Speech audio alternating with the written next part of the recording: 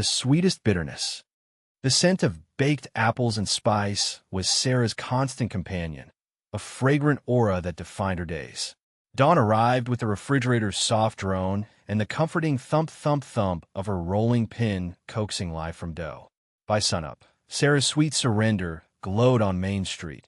Windows steamed with the promise of extraordinary pies. Patrons swore by them.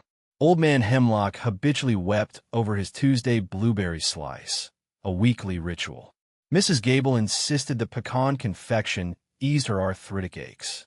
Sarah offered extra whipped cream with a smile that crinkled the corners of her eyes. Back in the kitchen's sugary atmosphere, a discordant note sounded. Tom shuffled in, flannel askew, hair a chaotic halo. "Mornin'," he mumbled, beelining for yesterday's donuts. He never truly saw her anymore, not with the ardent gaze of their early years. "Morning," she returned, her voice carefully laced with affection. A grunt was his only reply, his mouth already full of glazed pastry. He'd been a solid husband, a reliable presence. He'd gifted her this bakery, gambling on her aspirations. Somewhere along the line, though, Tom had faded into muted shades. Predictable. Stale. Sarah felt stifled. Watching him demolish the donut, crumbs clinging to his whiskers, a pang of resentment, keen and unexpected, pierced her. Was this the entirety of her existence? An endless cycle of baking, practiced smiles, and a spouse whose scent was a blend of sawdust and apathy? The bell chimed, announcing Mrs. Henderson's customary Saturday visit. Sarah summoned her sunniest smile. "Mrs. Henderson, the apple crumb, as usual." "Wouldn't miss it, dear," the woman chirped, eyes bright. "Timmy got an estate. Requires a celebratory pie." Sarah's hands, guided by years of practice, swiftly assembled and boxed the treat. "That's wonderful news. Please extend my congratulations." While exchanging pleasantries, her gaze drifted to the street. Across the way, a polished obsidian car sat idling, sunlight flashing off its pristine surface. The driver remained unseen, yet a familiar tremor danced in her stomach. A restless flutter, like a caged thing yearning for release. After Mrs. Henderson's departure, Sarah sought refuge in the stockroom, ostensibly to assess supplies. Sacks of flour stood like watchful guardians. The air hung heavy with vanilla and unspoken yearnings. Leaning against a mountain of sugar, she closed her eyes. The truth was a bitter draught she swallowed each morning with her coffee. She yearned for upheaval, for passion, escapades, anything to shatter the routine. Tom was a comforting hearth on a chilly evening, dependable and secure, but she craved a conflagration, a consuming fire that left nothing untouched. Her eyes fell on a calendar. A meticulously drawn heart encircled next Tuesday. Cousin Michael was due to arrive. Michael, the mere thought evoked a delicious, forbidden thrill. He embodied everything Tom lacked: charisma, unpredictability, peril. And he looked at her, truly saw her, as if she were the only woman in creation. Sarah threaded her fingers through her hair, a slight tremor in her hands. She understood the transgression. She knew the folly, but the anticipation of seeing Michael, of feeling his eyes upon her, was a siren song she found impossible to ignore. A deliciously sharp ache. The oven timer's shrill call yanked her back to the present. Another round of pies demanded her expertise. Another day of disingenuous smiles and sweet deceptions. Another measured pace towards Tuesday. Stolen glances. The aroma of roasting turkey, usually a welcome harbinger of Thanksgiving cheer, felt oppressive to Sarah, thick with a sweetness that bordered on sickly. The Miller family celebration surged around her, a chaotic blend of gossiping relatives, excited children, and the constant chime of silverware on porcelain. Wedged between Aunt Carol, regaling anyone within earshot with the gory details of her post-operative therapy, and an Everest of mashed potatoes, Sarah pasted on a smile that felt as fragile as spun sugar.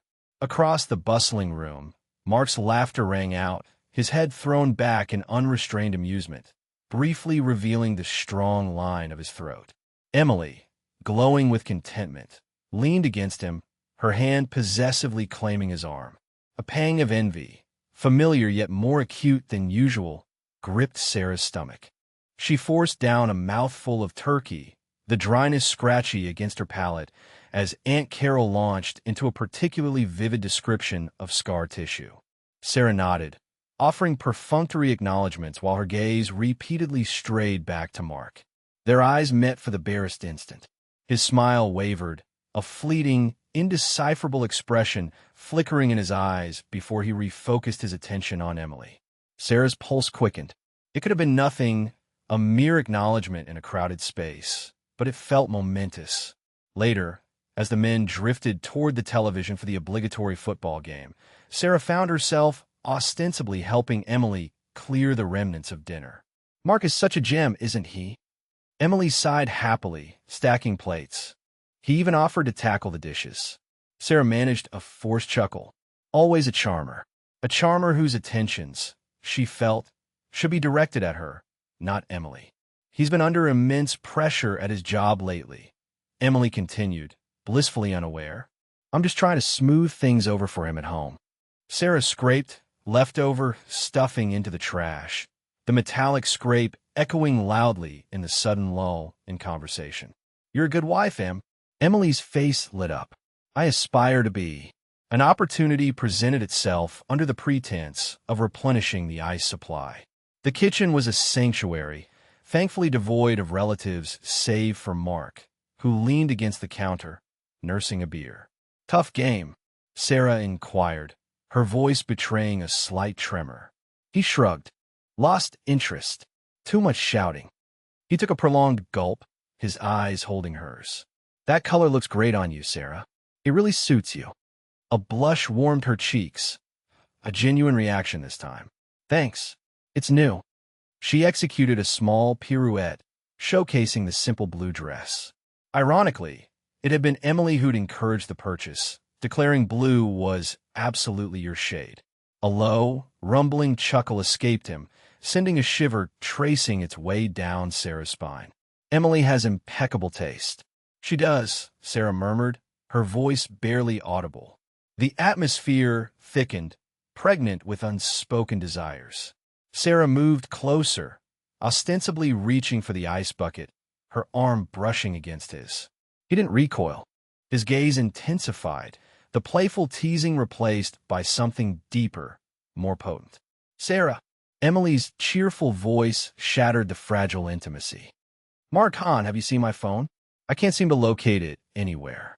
Mark stepped back as if burned, a telltale flush rising on his neck. No, I haven't. Check the living room, perhaps."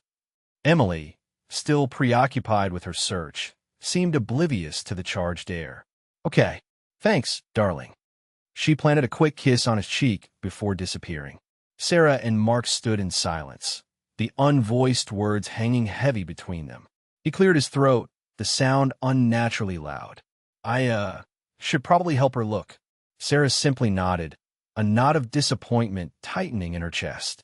He was retreating, opting for the comfort of Emily, for safety over the intoxicating unknown. "Right, of course."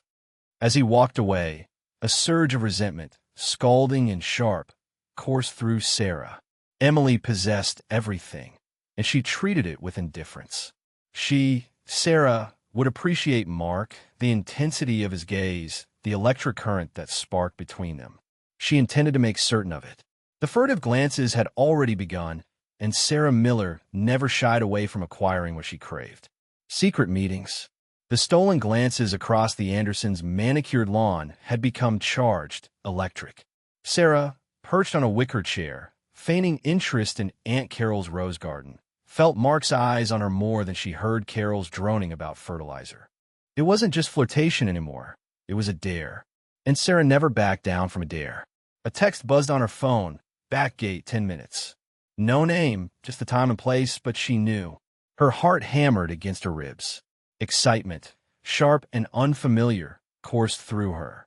She excused herself, claiming a headache, and slipped inside, feeling a thrill of transgression.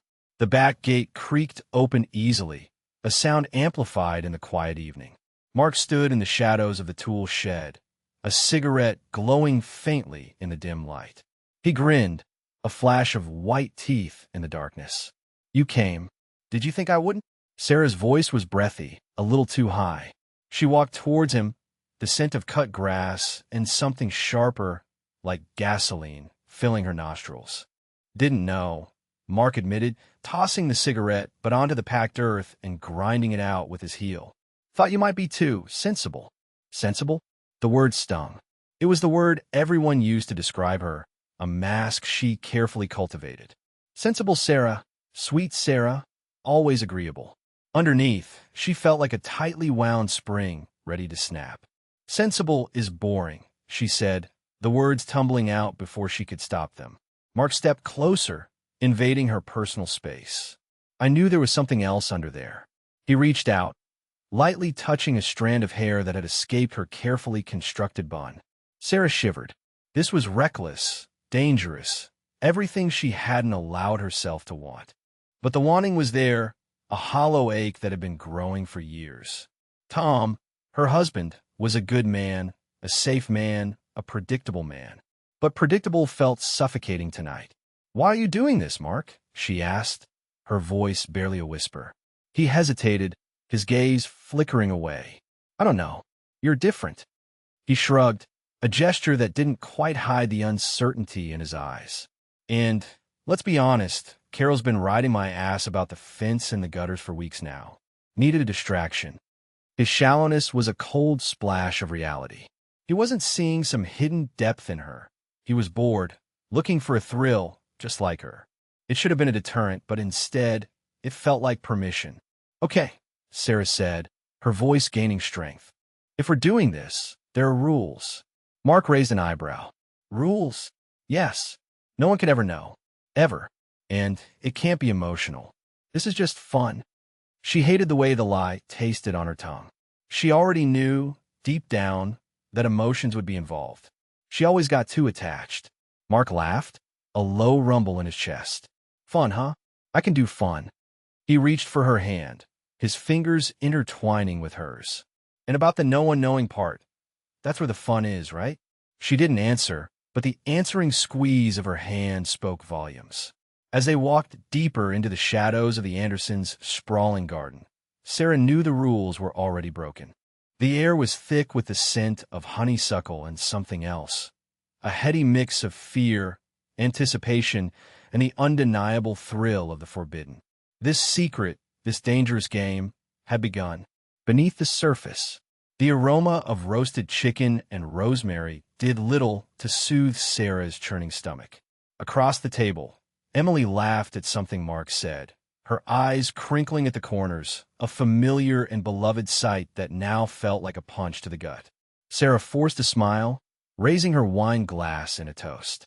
To family, she said, the word tasting like ash in her mouth. Mark's hand brushed hers beneath the table, a fleeting touch that sent a jolt of electricity through her, followed by a wave of nausea. He winked, a silent promise that tightened the knot of guilt in Sarah's chest.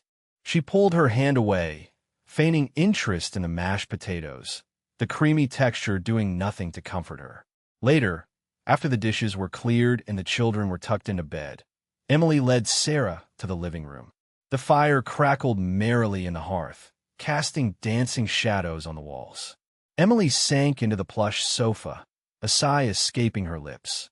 Things have been difficult lately, she confessed, her voice barely above a whisper. Sarah's heart hammered against her ribs. Difficult? What do you mean? She asked, feigning concern. Emily hesitated, picking at a loose thread on the cushion. Mark's been working late a lot, and when he is home, he's distant. We just don't connect the way we used to. Her eyes welled up with tears. I feel like I'm losing him, Sarah. Sarah reached out and squeezed Emily's hand, the contact burning her skin. Oh, she said, her voice thick with false sympathy. I'm so sorry. Maybe you just need to spice things up a little. The suggestion felt grotesque, a betrayal of the deepest kind. Emily managed a weak smile. Maybe you're right. She leaned her head against Sarah's shoulder. You always know what to say. The weight of Emily's trust was crushing. Sarah wanted to confess, to scream the truth and beg for forgiveness. but the fear of exposure, of losing everything, paralyzed her. Instead, she offered platitudes, hollow words of comfort that felt like daggers twisting in her soul. As the weeks passed, the affair intensified, fueled by stolen moments and whispered words. A lunchtime rendezvous turned into a lingering kiss. A shared glance at a party escalated into a passionate embrace in the pantry. Each encounter left Sarah feeling increasingly fragmented, torn between the thrill of the forbidden and the gnawing guilt that threatened to consume her. One rainy afternoon, Mark met Sarah at a secluded park on the outskirts of town. The air was thick with the scent of wet earth and decaying leaves. They stood beneath a towering oak, its branches offering a meager shield from the downpour. "I can't keep doing this," Sarah blurted out, the words tumbling from her lips.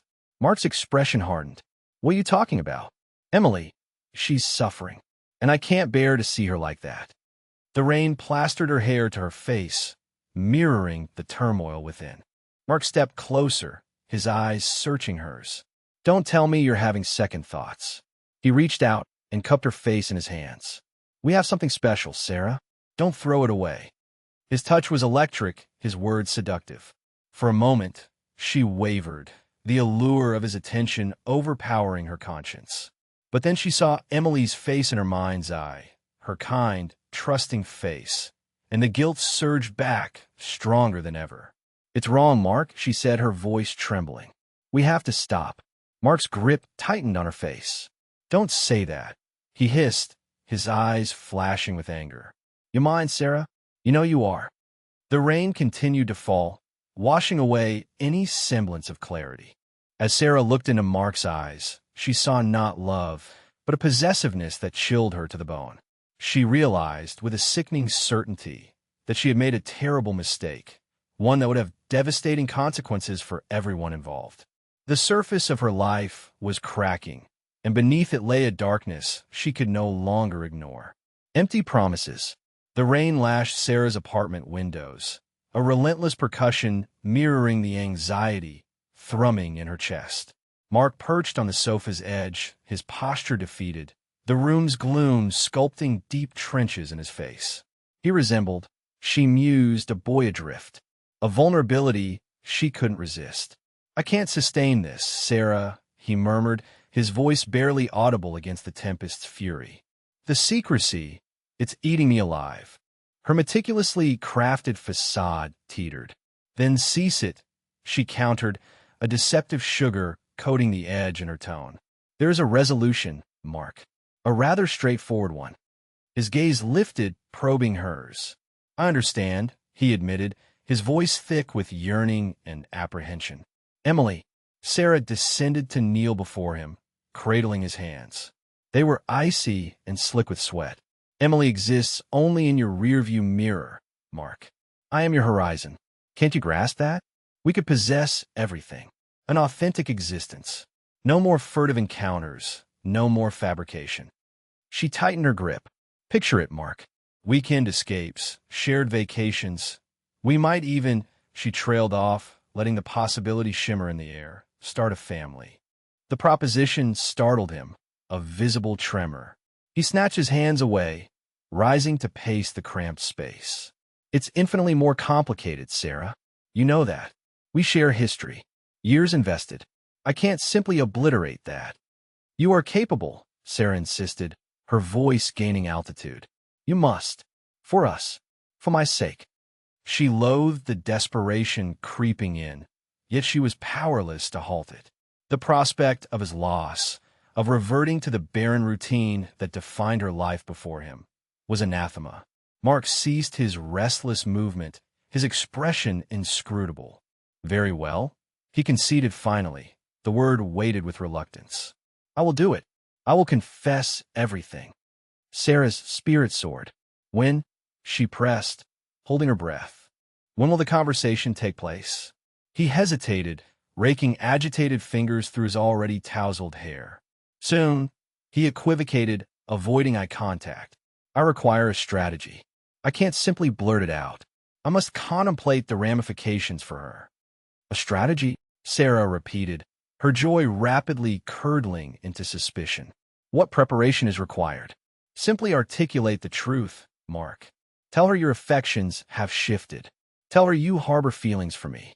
He recoiled as if struck, wincing at her candor. It's not remotely that simple, Sarah. She possesses a different constitution than you. She's vulnerable. I must proceed with caution. Vulnerable? Sarah scoffed, a mirthless sound escaping her. And what of me, Mark? Am I not also vulnerable? Do my feelings not warrant consideration? I have been patiently waiting, suspending my life in anticipation, while you maintain a charade with her. He reached out, but she recoiled. Don't, she choked out, her voice trembling. Refrain from touching me. Not until you're willing to fully commit. Not until you sever ties with her permanently. Mark exhaled heavily, his shoulders slumping once more. I intend to, he vowed, his voice imbued with a weariness that sent a chill through Sarah. I promise. I simply require time. Time. It was perpetually time. Sarah scrutinized him, truly seeing him for the first time, and recognized not the impassioned lover she had envisioned, but a man marooned between two worlds, incapable of decisive action. The realization landed like a physical blow. She manufactured a smile, a fragile, hollow imitation. Understood, she replied, her voice betraying nothing. Utilize all the time you deem necessary. She knew, with a bone-deep certainty, that she could not place her trust in him. His promises were as hollow as the echoing void that permeated the apartment after his departure. The downpour outside, now sounding like a mournful lament. She was once again alone, with only her own desperate longing and the burgeoning seed of a dangerous notion. Breaking point. The text pinged his phone like a relentless drumbeat, each message chipping away at Mark's composure. First, the saccharine, thinking of you, then, an hour later, the probing, when am I seeing you? Finally, the accusatory, hello? Am I even on your mind? Sarah's famed lack of patience was wearing thin. He ignored the digital harangue, anchoring himself to the serene cadence of Emily's voice as she narrated passages from a novel in the sun-drenched parlor. Gilded light danced in her flaxen hair, and a jolt of shame, like an electric shock, surged through him. He was despicable. He knew it in his bones. Later, fate, or perhaps malice, intervened at the grocery. He was gathering the components for Emily's beloved aglio e olio, a subconscious act of atonement. He spotted Sarah near the organic greens, her smile too wide, too fixed. Mark, what a surprise, she trilled, her voice carrying just a little too far. He swept the vicinity with a furtive gaze, praying to be invisible. Sarah, he muttered, keeping his tone buried. What brings you here? Just shopping. We must talk. She closed the gap between them, her perfume, an opulent and sickeningly sweet floral concoction, invaded his senses. Not here, he gritted out, snatching a package of baby spinach. Precisely here. Or perhaps I should share this conversation with Emily. I imagine she'd be riveted to learn about our arrangement. Her smile remained a purely surface feature. Mark's got twisted. Don't, he begged, his voice almost lost. The prospect of Emily discovering the truth secondhand, twisted by Sarah's ire, was unbearable. Then decide, Mark. I'm done waiting. I'm through being a dirty little secret. I deserve better than furtive encounters and whispered sweet nothings. He locked eyes with her, seeing the raw desperation churning beneath the polished veneer. He knew there was no telling what she might do. Give me some space. Space? That ship sailed. I want you, Mark. Completely. And if I can't have you, then Emily won't either. She hurled a head of romaine into her basket with gratuitous force. He encountered her later that week at the bar, a haunt from the heady genesis of their affair. The atmosphere was thick with cigarette smoke and the low hum of clandestine exchanges. Sarah occupied a shadowy booth, a half-finished goblet of ruby wine before her. She looked lost. He slipped into the seat across from her. Sarah, we have to talk. About what, Mark? About how you're leading me on. About how you're content to enjoy the best of both worlds. Her words were blurry, her eyes webbed with red. I do care about you, Sarah. You're aware of that. The declaration fell hollow, even to him. Care? Is that your euphemism for this? This pretense? I'm not a toy to be discarded, Mark. I possess real feelings. Her voice fractured, and a solitary tear carved a glistening path down her cheek. I know. But abandoning Emily, it's complicated. We build a life. There's history. Sarah emitted a short, mirthless laugh. History? And what about our history, Mark? The fire, the thrill, the sensation of truly living? Emily can't offer you that, can she? It's different, he stammered feebly. Different how? Because she's predictable? Because she provides comfort? Because she makes your life simple? Sarah leaned in close, her gaze intense. I'm presenting you with one final chance, Mark. Leave her. End it. If you fail to, I will. You wouldn't, he scoffed, though a chilling premonition told him otherwise. Test me, she hissed. I've lost all fear. I'm certainly not frightened of losing you, because in truth, I already have. She rose abruptly, sending her wine glass tumbling. The crimson liquid bloomed across the table, staining the surface like a wound. Consider this your breaking point, Mark. Choose carefully. She departed, leaving him marooned in the dimly illuminated booth, the pungent aroma of spilled wine hanging heavy in the air. Accidental tragedy. The air in Mark's workshop hung thick with sawdust and a sharp tang of varnish. Sarah hated the smell. It always clung to her clothes and made her feel crafty, something she definitely wasn't. But she'd followed Mark in here, the scent of his infidelity clinging to her just as stubbornly. You promised, Mark. Her voice, usually a melodic coo, was brittle, sharp enough to cut through the whine of the bandsaw in the corner. You said you were going to tell her.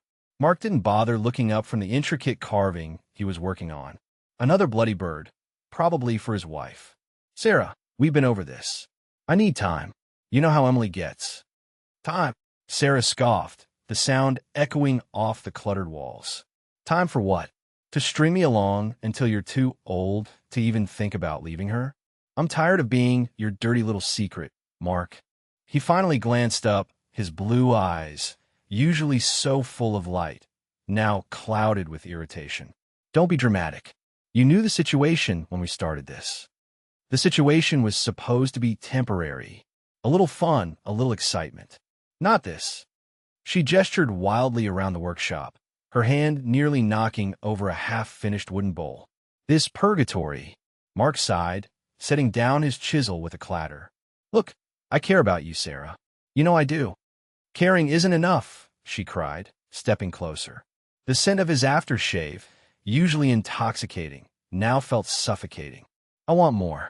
I deserve more than stolen moments in your workshop while your wife thinks you're building her a goddamn birdhouse. His jaw tightened.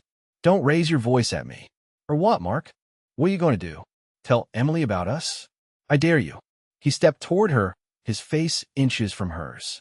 Don't push me, Sarah. She felt a surge of defiant anger, a reckless urge to push him as far as he could go.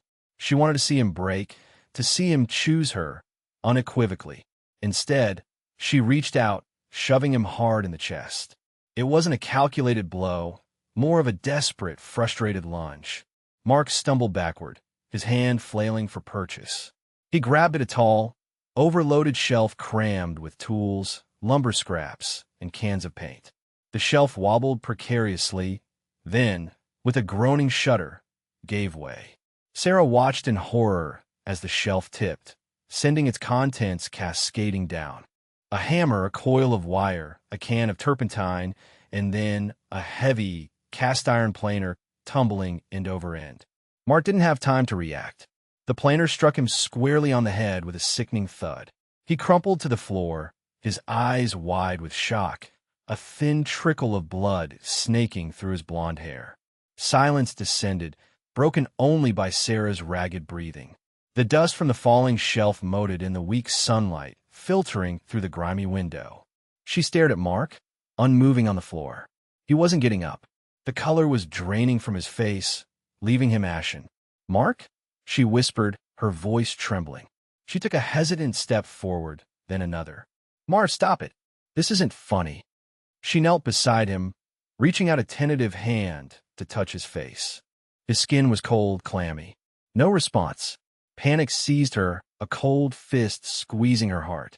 She fumbled for his pulse, her fingers clumsy and numb. Nothing. "Oh, God," she breathed, the words barely audible. "Oh, God, oh, God, oh, God." He wasn't breathing. She scrambled back, away from the body, her mind reeling. It was an accident. It had to be. She hadn't meant to. She hadn't meant for any of this to happen. But he was dead, and she was the only one who knew. The weight of that knowledge crashed down on her, suffocating her, burying her beneath a mountain of fear and disbelief. Web of lies. The air in the cabin hung thick and heavy, a suffocating blanket woven with panic and the metallic tang of blood. Mark lay still, his eyes staring vacantly at the rough-hewn ceiling.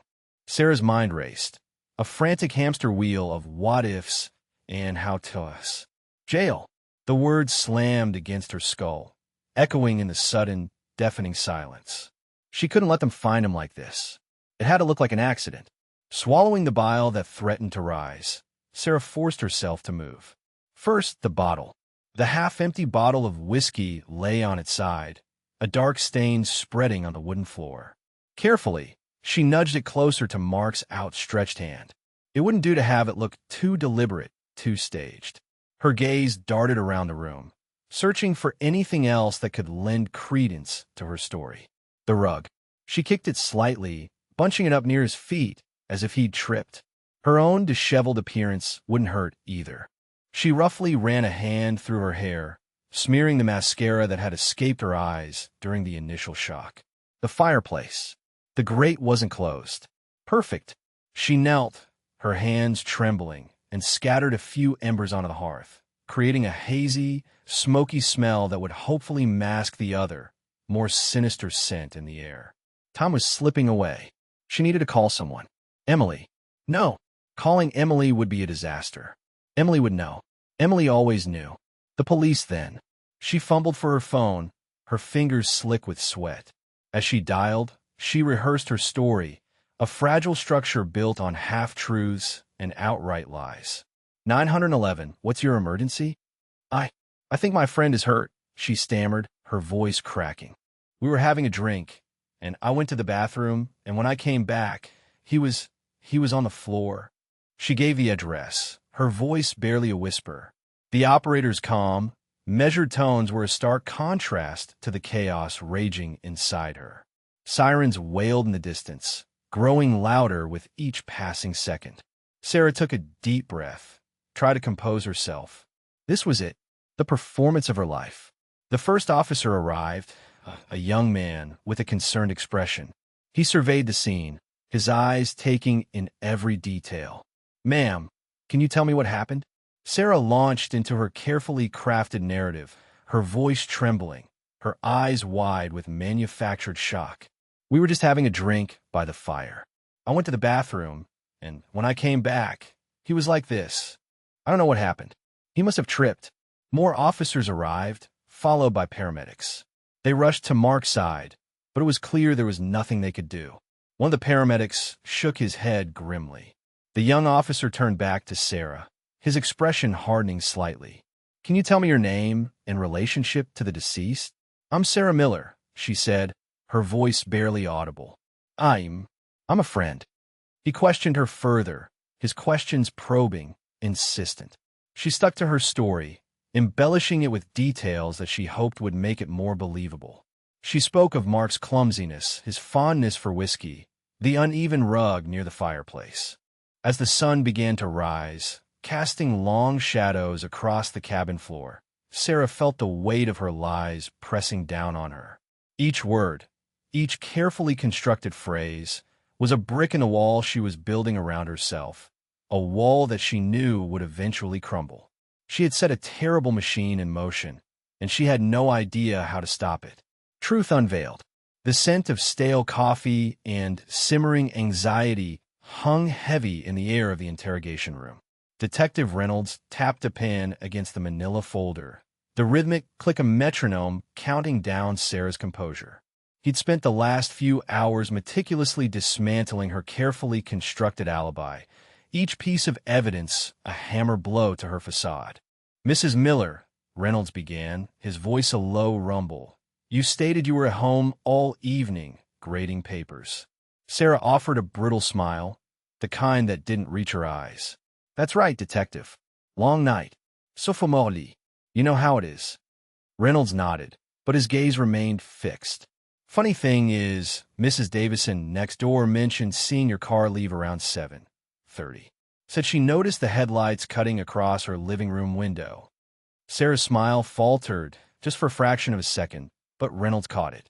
"Mrs. Davison must be mistaken. I didn't leave the house." He slid a photograph across the table. It was grainy, taken from a security camera at a gas station a few miles from Mark's house. A woman resembling Sarah, her face partially obscured by a baseball cap, was pumping gas into her car. The timestamp read 7:48 p.m. "Recognize the car, Mrs. Miller?" The color drained from Sarah's face. She pushed the photo away as if it were contaminated. It could be anyone. And this? Reynolds produced a silver locket, its delicate chain tangled. It had been found clutched in Mark's hand.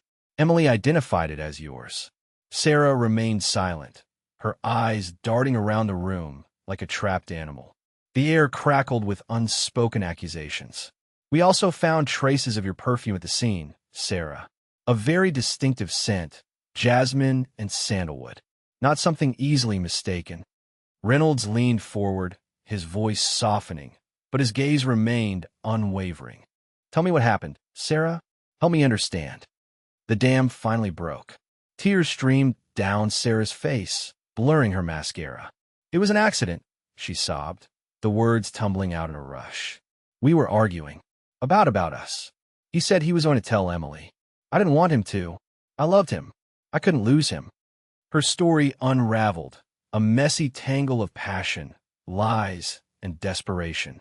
An argument that escalated, a shove, a fall, the sickening crack of bone against stone.